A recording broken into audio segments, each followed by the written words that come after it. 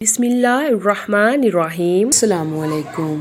آپ صلی اللہ علیہ وآلہ وسلم کی راست بازی اور امانت و دیانت کی بدولت خداوند عزوجل نے آپ صلی اللہ علیہ وآلہ وسلم کو اس قدر مقبول خلائق بنا دیا اور عقل سلیم اور بے مثال دانائی کا ایسا عظیم جوہر عطا فرما دیا کہ کم عمری میں آپ صلی اللہ علیہ وآلہ وسلم نے عرب کے بڑے بڑے سرداروں کے جھگڑوں کا ایسا لاجواب فیصلہ فرما دیا کہ بڑے بڑے دانشوروں اور سرداروں نے اس فیصلہ کی عظمت کے آگے سر جھکا دیا اور سب نے بلا اتفاق آپ صلی اللہ علیہ وآلہ وسلم کو اپنا حکم اور سردار اعظم تسلیم کر لیا۔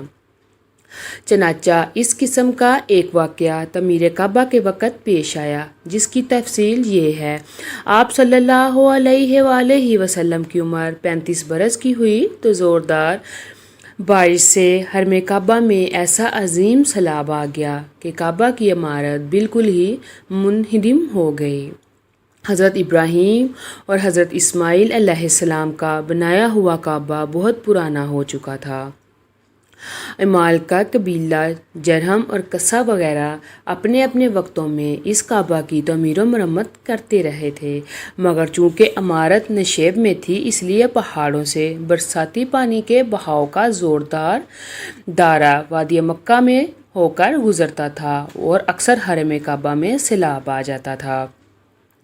کعبہ کی حفاظت کے لیے بالائی حصہ میں قریش نے کئی بند بھی بنائے تھے، مگر وہ بند بار بار ٹوٹ جاتے تھے۔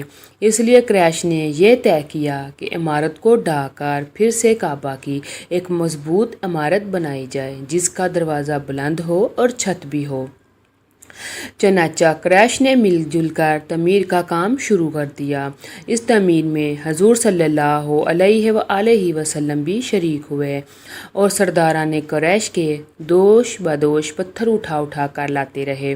مختلف قبیلوں نے تعمیر کے لیے مختلف حصے آپس میں تقسیم کر لیے۔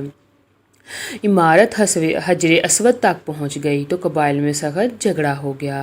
ہر قبیلہ یہی چاہتا تھا کہ ہم ہی حجر اسود کو اٹھا کر دیوار میں نصب کریں تاکہ ہمارے قبیلہ کے لیے یہ فخر و اعزاز کا باعث بن جائے۔ اس کشمکش میں 4 دن گزر گئے، یہاں تک نوبت پہنچی کہ تلواریں نکل آئیں۔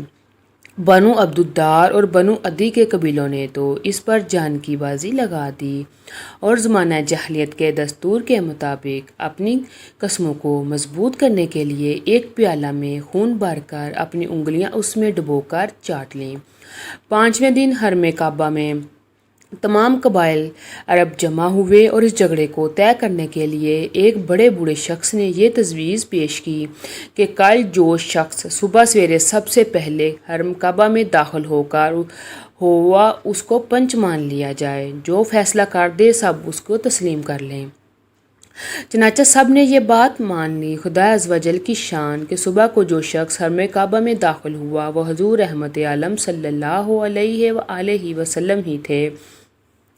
آپ کو دیکھتے ہی سب آپ صلی اللہ علیہ وآلہ وسلم نے اس جھگڑے کا اس طرح تصفیہ فرمایا کہ پہلے آپ نے یہ حکم دیا کہ جس قبیلہ کے لوگ حجر اسود کو اس کے مقام پر رکھنے کے مدعی ہیں وہ ان کا ایک ایک سردار چن لیا جائے۔ چنانچہ ہر قبیلہ والوں نے اپنا اپنا سردار چن لیا۔ پھر حضور صلی اللہ علیہ وآلہ وسلم نے اپنی چادر مبارک کو بچھا کر حجر اسود کو اس پر رکھا اور سرداروں کو حکم دیا کہ سب لوگ اس چادر کو تھام کر مقدس پتھر کو اٹھائیں۔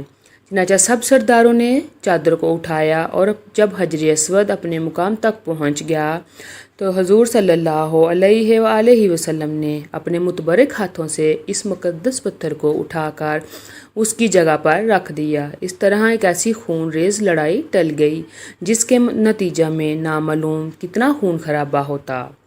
خانہ کعبہ کی عمارت بن گئی، لیکن تعمیر کے لیے جو سامان جمع کیا گیا تھا وہ کم پڑ گیا۔ اس کے لیے ایک طرف کا کچھ حصہ باہر چھوڑ کر نئی بنیاد قائم کر کے چھوٹا سا کعبہ بنا لیا گیا۔ کعبہ معظمہ کا یہی حصہ جس کو قریش نے عمارت سے باہر چھوڑ دیا حطیم کہلاتا ہے، جس میں کعبہ معظمہ کی چھت کا پرنالہ گرتا ہے۔ ویڈیو پسند آئی ہو تو ویڈیو کو لائک کریں اور چینل کو سبسکرائب لازمی کریں۔